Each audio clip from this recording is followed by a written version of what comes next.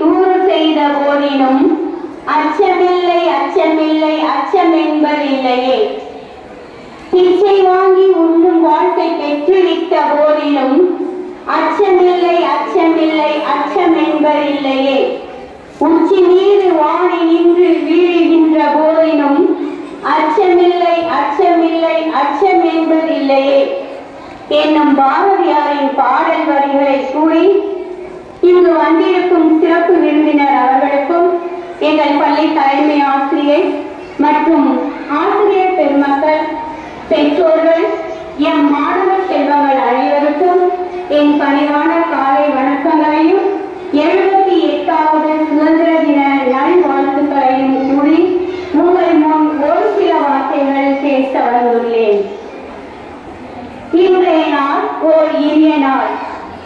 இந்நாளில் நாம் சுதந்திரம் பெற்றுவிட்டோம் என்ற பெருமிதத்துடன் நாம் அமர்ந்துள்ளோம். இன்று நாம் கொண்டாடுவது சுதந்திர தினம். இந்த நாளிலே நாம் எவ்வாறு சுதந்திரம் பெற்றோம் என்ற வரலாற்றை மட்டும் நினைக்க கூடாது.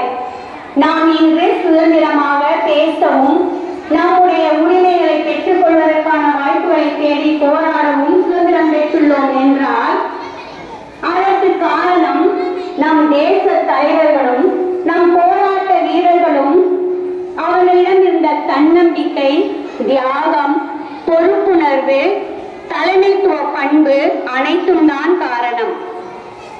நாம் ஏன் அடிமையாகணும் என்று உங்களுக்கு தெரியுமா? மாணவிகளை உங்களை தான் கேட்கிறேன்.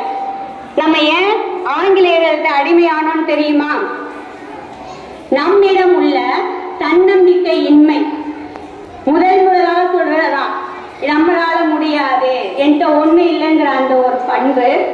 அடுத்தது மற்றவர்களை நம்ம பாராட்டணும், அவருடைய பெருமை போலையும் ஏற்றுக்கொள்ளவும் அந்த மனப்பாங்கு நமக்கு வேணும்.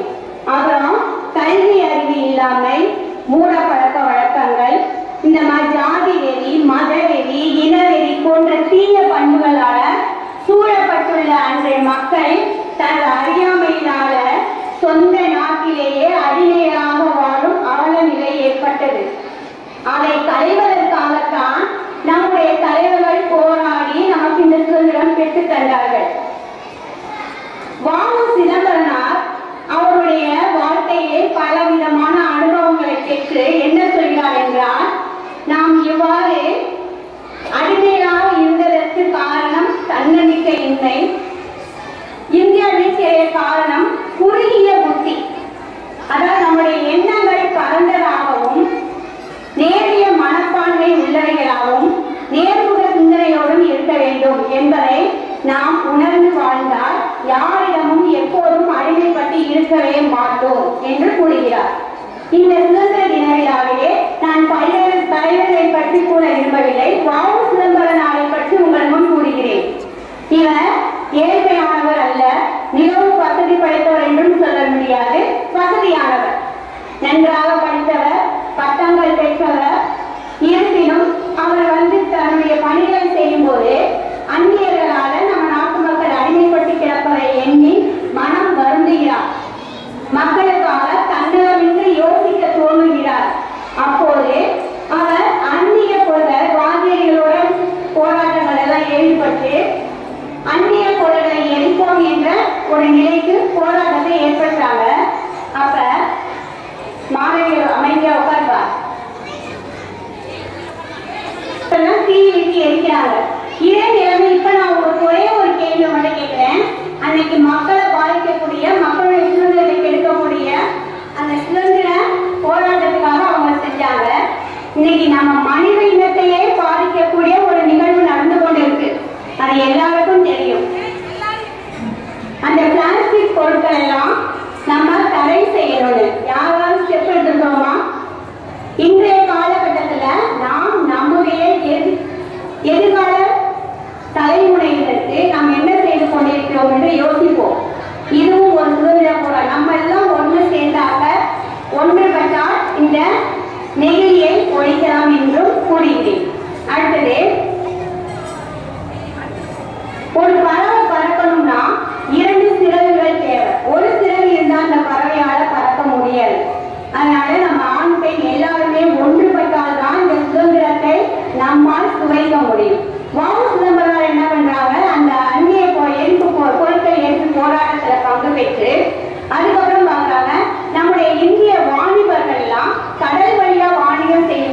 கப்பல் கிடையாது. இந்த கப்பல் யார்கிட்ட இருக்குன்னா ஆங்கிலேயர்கள்ட்ட இருக்கு. அவர்கள் அதிகமான லாப நோக்கத்துடன் நம்மளுடைய வியாபாரிகளை பழிவாங்குவதை உணர்ந்த வாவு சிதம்பரனார் தன்னுடைய சொந்த செலவுல 2 கப்பல் வாங்கி அதுல வியாபாரத்தை தொடங்குறாரு. நம்மளுடைய இந்திய மக்களுக்கு பல சலுகைகள் செய்கிறார். இதை பொறுப்பாக ஆங்கிலேயர்கள் அவரை பல்வேறு இன்னல்களுக்கும் துன்பங்களுக்கும் ஆளாக்கி சிறையில் வைத்து அவருடைய செல்வமே அழிந்து போய் ஏழ்மை நிலைக்கு தள்ளப்படுகிறார்.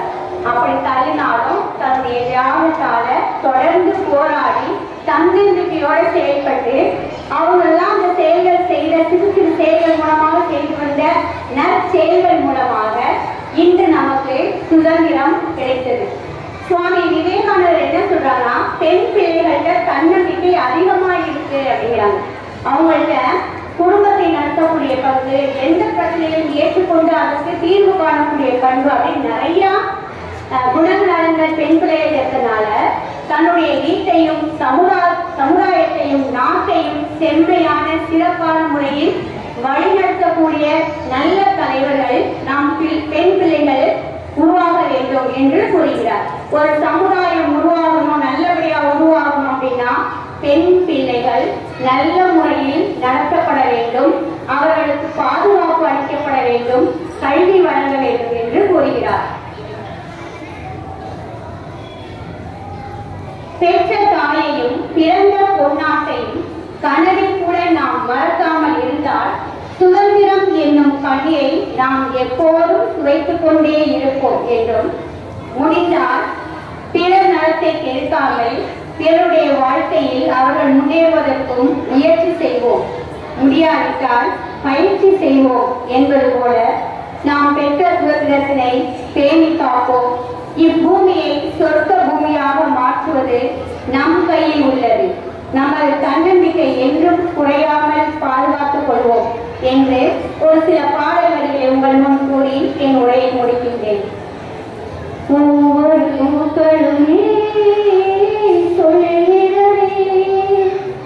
வாழ்வின்றால் போராடும் போர்களே, ஒவ்வொரு விடியலுமே சொல்கிறே, இரவானால் பகலொன்று வந்திடுமே. நம்பிக்கை என்பது வேண்டும் நம் வாழ்வில், லட்சியம் நிச்சயம் வெல்லும் ஒரு நாளில் என்று கூறி எல்லோரும் ஓர் குலம், எல்லோரும் ஓரினம், எல்லாரும் இந்நாட்டு மன்னரில் என்று கூறி என் உரையை முடிக்கிறேன். நன்றி, வணக்கம்.